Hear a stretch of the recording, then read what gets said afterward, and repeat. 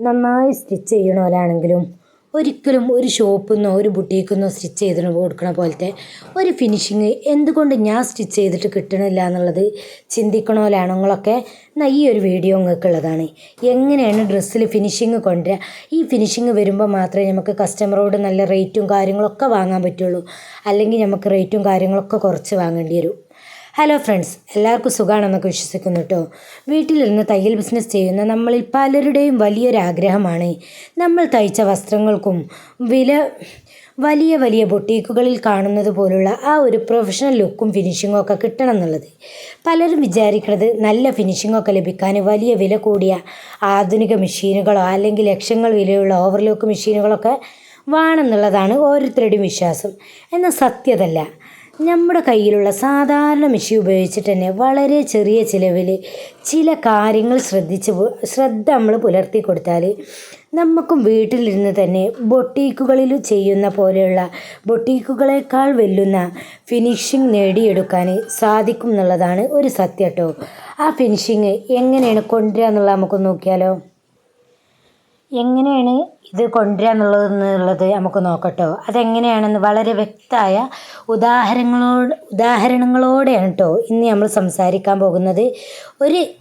ഈ ഒരു വീഡിയോ കുറച്ച് സമയം നിങ്ങൾ കേട്ടിരിക്കുകയാണെങ്കിൽ നിങ്ങളുടെ തയ്യലിൻ്റെ ക്വാളിറ്റി വളരെയധികം തന്നെ നിങ്ങൾക്ക് മാറിയതായിട്ട് കാണാൻ പറ്റും. ഒന്നാമത്തതും ഏറ്റവും പ്രധാനപ്പെട്ടതുമായ കാര്യം പ്രീ വാഷിങ്ങും അയണിങ്ങുമാണ് കേട്ടോ. തുണി തയ്ക്കുന്നതിന് മുമ്പ് പ്രീ വാഷ് ചെയ്യുന്നത് അത് ചുരുങ്ങുന്നത് ഒഴിവാക്കാൻ നമുക്ക് സഹായിക്കും. കൂടുതൽ തയ്ക്കുന്നതിന് മുമ്പ് ഓരോ സ്റ്റിച്ച് കഴിഞ്ഞും തുണി കൃത്യമായി അയൺ ചെയ്യുന്നതും ഡ്രസ്സിൻ്റെ പ്രൊഫഷണൽ ലുക്കിനെ തന്നെ മാറ്റും. അതായത് ഈ ക്വാളിറ്റി കുറഞ്ഞ കോട്ടൻ്റെ ലൈനിങ്ങൊക്കെ ഓരോ കസ്റ്റമർ കൊണ്ടുവരും. എന്താ അറിയോ, അവരത് അലക്കാതെ കാര്യം നമ്മളെ കയ്യൊക്കെ തരും. അപ്പം നമ്മൾ കസ്റ്റമറെ പറഞ്ഞ് മനസ്സിലാക്കുക തന്നെ വേണം. നമുക്കത് അലക്കിയിട്ട് സ്റ്റിച്ച് ചെയ്യാനുള്ള ടൈമൊന്നും ഉണ്ടാവില്ല. അപ്പം നമ്മൾ കസ്റ്റമറോട് കാര്യം പറയണം, ഇങ്ങനത്തെ കോട്ടന് കാര്യങ്ങൾ കൊണ്ടുവരുമ്പോൾ നിങ്ങളത് അലക്കിയിട്ട് വേണം കൊണ്ടുവന്ന് തരാൻ. അല്ലെങ്കിൽ അത് ഡ്രസ്സ് സ്റ്റിച്ച് ചെയ്ത് കഴിയുമ്പം അപ്പം നമുക്ക് ഇടുമ്പോൾ നല്ല പെർഫെക്റ്റ് ഫിറ്റേക്കാരം. പക്ഷേ ഒരലക്ക് കഴിയുമ്പം അത് നന്നായിട്ട് ടൈറ്റ് ആവും. പിന്നീട് അടുത്ത സ്റ്റിച്ചൊക്കെ കഴിച്ചിട്ട് അടിച്ചിട്ടൊക്കെ യൂസ് ചെയ്യേണ്ട ഒരു അവസ്ഥ ഒരുപാട് തവണ എൻ്റെ അടുത്തൊക്കെ കസ്റ്റമർക്ക് വന്നിട്ടുണ്ട് കേട്ടോ. കസ്റ്റമറോട് പറഞ്ഞാൽ കേൾക്കില്ല. കസ്റ്റമർ നേരെ ലൈനിങ്ങും കൊണ്ട് നമ്മളടുത്തേക്ക് വരിക ചെയ്യുക. നേരെ മറിച്ച് ആ ലൈനിങ്ങൊക്കെ കറക്റ്റ് ആക്കിയിട്ട് കസ്റ്റമർ അലക്കിയിട്ടാണ് യൂസ് ചെയ്യുന്നത്. പിന്നെ അതേപോലെ തന്നെ ക്വാളിറ്റി ഉള്ള കോട്ടൺ മെറ്റീരിയൽ എപ്പോഴും ലൈനിങ് ആയിട്ട് യൂസ് ചെയ്യാൻ നോക്കുക. അതേപോലെ തന്നെ ചില മെറ്റീരിയലുണ്ട് ചുരുങ്ങണ കോട്ടൺ ലൈനിങ് അല്ലാതെ തന്നെ ചുരുങ്ങണ മെറ്റീരിയൽസ്. ആ മെറ്റീരിയൽസും 1-2 തവണ അലക്കിയിട്ട് മാത്രം നമ്മൾ അലക്കി അയൺ ചെയ്തിട്ട് വേണം സ്റ്റിച്ച് ചെയ്യാൻ നോക്കേണ്ടത്. അപ്പോഴാണ് കേട്ടോ അതിന് ഏറ്റവും കൂടുതൽ നമുക്ക് അതിൻ്റെ കാര്യങ്ങൾ മനസ്സിലാകാം. നമുക്കിതൊരു ഉദാഹരണം എടുത്ത് നോക്കാം.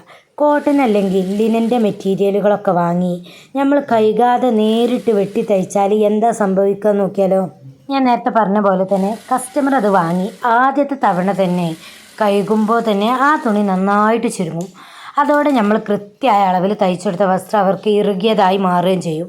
അതിൻ്റെ ഫിനിഷിങ്ങും പാടെ അങ്ങോട്ട് നഷ്ടപ്പെടും. അതുകൊണ്ട് തന്നെ കോട്ടൺ തുണികളൊക്കെ തയ്ക്കുന്നതിന് മുമ്പ് നിർബന്ധമായും കുറച്ച് സമയം നമ്മൾ വെള്ളത്തിലിട്ടിട്ട് ഉണക്കിയിട്ട് അത് പ്രസ് ചെയ്ത ശേഷം മാത്രം വെട്ടുക. അതുപോലെ തന്നെ പലരും മടി കാരണം തയ്ച്ച് തീരുന്നത് ശേഷം മാത്രമേ ഒന്നിച്ച് അയൺ ചെയ്യാറുള്ളൂ. എന്നാൽ ഒരു പ്രൊഫഷണൽ തയ്യൽക്കാരൻ ചെയ്യുക, ഓരോ ഭാഗവും തയ്ക്കുമ്പോൾ തന്നെ അതാത് ഭാഗത്ത് ഒരു പ്ലീറ്റ് ഇട്ടാലോ അല്ലെങ്കിൽ ഒരു പോക്കറ്റ് വെച്ചാലോ ഒക്കെ അപ്പം തന്നെ അതൊന്ന് പ്രസ് ചെയ്ത് ഉറപ്പിക്കും. ഓരോ സ്റ്റിച്ചിങ്ങിനും ശേഷമുള്ള ഈ അയണിങ് ആണ് ബൊട്ടീക്ക് ഫിനിഷിങ്ങിൻ്റെ ഒന്നാമത്തെ രഹസ്യമായി തന്നെ വരുന്നത്. ഈ കോട്ടൻ്റെ ഇതൊക്കെ ഉണ്ടല്ലോ, നമ്മൾ അലക്കാതെയാണ് സ്റ്റിച്ച് ചെയ്യണത് എങ്കിൽ അത് കസ്റ്റമറിനെ പറഞ്ഞ് നമ്മൾ തീർത്തും മനസ്സിലാക്കി കൊടുക്കണം. ഇങ്ങനെ ചെയ്താൽ ഇങ്ങനെ ഒരു ഇഷ്യൂ ഇതിൽ വരാണ്ട് കേട്ടോ എന്നുള്ളത്. അതേപോലെ തന്നെ ഈ പ്രസ്സിങ് എന്ന് പറയുന്നത് സ്റ്റിച്ചിങ്ങിൽ ഏറ്റവും ഇമ്പോർട്ടൻ്റ് ആയിട്ടുള്ള കാര്യമാണ് പ്രസ്സിങ്. അതായത് ഈ സ്റ്റിച്ചിങ്ങിൻ്റെ സമയത്തൊക്കെ നമ്മൾ അയൺ ചെയ്ത് കൊടുക്കുക. നെക്ക് ഫിനിഷ് ചെയ്ത് കഴിഞ്ഞാൽ അപ്പം നെക്ക് അയൺ ചെയ്യണം.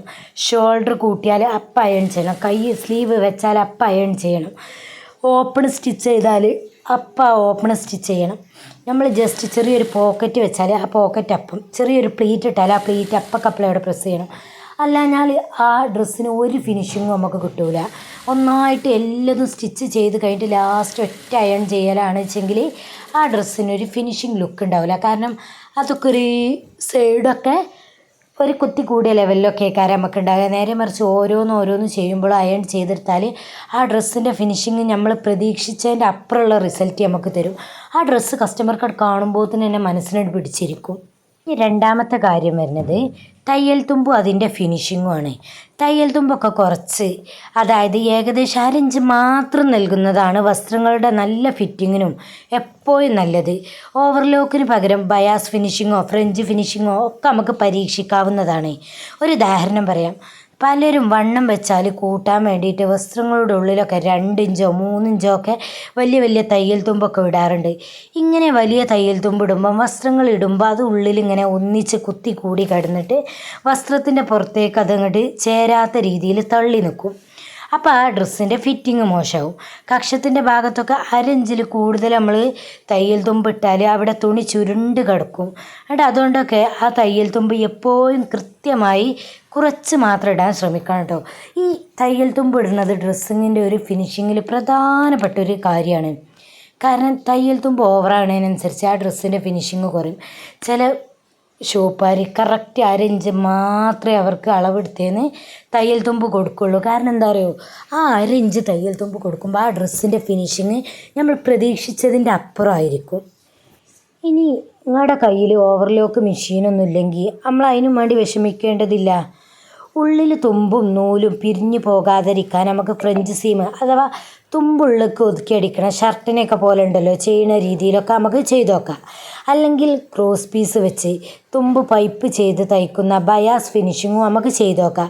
ഇത് വസ്ത്രത്തിൻ്റെ ഉൾഭാഗം പോലും ബൊട്ടീക്കിലുള്ളതുപോലെ തന്നെ അതീവമായിട്ട് സുന്ദരമാക്കാൻ നമ്മളെ സഹായിക്കും. ഓവർലോക്ക് മെഷീൻ ഇല്ല വിചാരിച്ചാട്ട് നമ്മൾ ഇനി എന്താ ചെയ്യാമെന്നൊന്നും വിചാരിച്ചില്ല. കാരണം അങ്ങനെ ഉള്ളിക്കിട്ട് തയ്ച്ചാലൊക്കെ അതിൻ്റെ വൃത്തി കൂടുതലായിരിക്കും. അപ്പോൾ തുമ്പും പോരൂല, ശരീരത്തിൽ കുത്തണ ഒരു ഗതിയുടെ ഒന്നും ഉണ്ടാവില്ല. നല്ല ഫിനിഷിങ്ങോട് തന്നെ ആ വസ്ത്രത്തിൻ്റെ ഉൾഭാഗം പോലും കിട്ടും. ഇനി മൂന്നാമത്തെ ഒരു കാര്യം നോക്കിക്കാലോ. ഉപയോഗിക്കുന്ന ടൂളുകളും ഫ്യൂസിങ്ങുമാണ്. നല്ല ഷാർപ്പായിട്ടുള്ള കത്രിക, മികച്ച നൂലുകളും മാത്രം നമ്മൾ ഉപയോഗിക്കാൻ നോക്കുക. കഴുത്തിൻ്റെ ഭാഗത്തും മറ്റും ശരിയായ രീതിയിലുള്ള ഫ്യൂസിങ് ക്യാൻവാസ് ഉപയോഗിക്കുന്നത് വസ്ത്രത്തിൻ്റെ ലുക്ക് ഒരുപാട് നമുക്ക് മെച്ചപ്പെടുത്തും. കാരണം നമ്മൾ ആദ്യം ചെയ്യേണ്ടത് കേട്ടോ, കത്രികയ്ക്ക് എപ്പോഴും കത്രിക ഷാർപ്പായിരിക്കണം. കത്രികയ്ക്ക് ഒരു അനക്കം മൂർച്ച കുറഞ്ഞാൽ ആ ഡ്രസ്സ് വെട്ടുമ്പോൾ കറകറ ചെയ്ത പോലെക്കാരും കറച്ചിട്ട പോലെ അവന്നെ ചെയ്യും, അളവൊക്കെ തെറ്റിപ്പോവും. അതേപോലെ തന്നെയാണ് ഈ നെക്കിന് ക്യാൻവാസ് യൂസ് ചെയ്യുക. അതേപോലെ ചില സ്ഥലങ്ങളിലെ വർക്ക് കാര്യങ്ങളൊക്കെ വരുന്നിടത്തൊക്കെ ഉള്ള ക്യാൻവാസ് കാര്യങ്ങളൊക്കെ അത് കൃത്യമായിട്ട് തന്നെ ഫ്യൂസിങ് ക്യാൻവാസ് യൂസ് ചെയ്യുക. അപ്പം മാത്രമേ ആ ഫിനിഷിങ് കിട്ടുള്ളൂ. നെക്കിനൊക്കെ പ്രത്യേകിച്ചും ക്യാൻവാസ് യൂസ് ചെയ്യുക, ഞാൻ നെക്കൊരു വൃത്തി ഉണ്ടാവില്ല കേട്ടോ. അത് ആ വസ്ത്രത്തിൻ്റെ ലുക്ക് തന്നെ മാറ്റിമറിക്കുന്നൊരു സംഗതിയാണ്. നമുക്കിതിനൊരു ഉദാഹരണം നോക്കാം കേട്ടോ. മൂർച്ചയില്ലാത്ത കത്രിക ഉപയോഗിച്ച് നമ്മൾ തുണി വെട്ടുമ്പം തുണിയുടെ അരികുകൾ കൃത്യമായി വടിവത്ത് കിട്ടില്ല. ഞാൻ നേരത്തെ പറഞ്ഞ പോലെ തന്നെ കേട്ടോ, നൂലുകളും പരന്നു പോകും. അത് തയ്യലിൻ്റെ ഭംഗി കുറയ്ക്കുകയും ചെയ്യും. അതുകൊണ്ട് കത്രിക എപ്പോഴും നല്ല മൂർച്ചയുള്ളതായിരിക്കണം.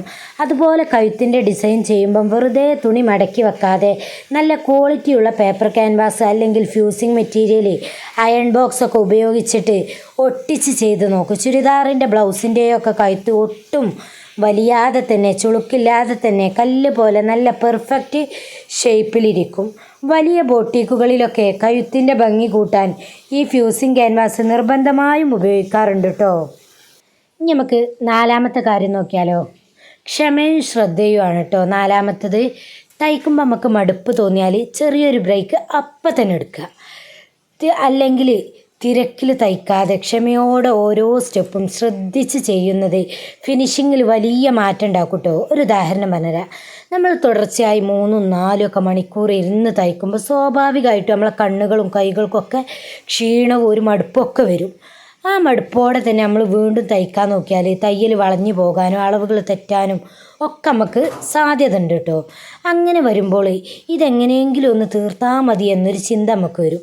അതുകൊണ്ട് തന്നെ ഒരു ബ്ലൗസ് നമ്മൾ തയ്ച്ച് കഴിയുകയാണെങ്കിൽ അടുത്തത് എടുക്കുന്നതിന് മുമ്പ് ഒരു 5 മിനിറ്റ് എഴുന്നേറ്റ് നടക്കുകയോ ഒരു ഗ്ലാസ് വെള്ളം കുടിക്കുകയോ ഒക്കെ ചെയ്യട്ടോ.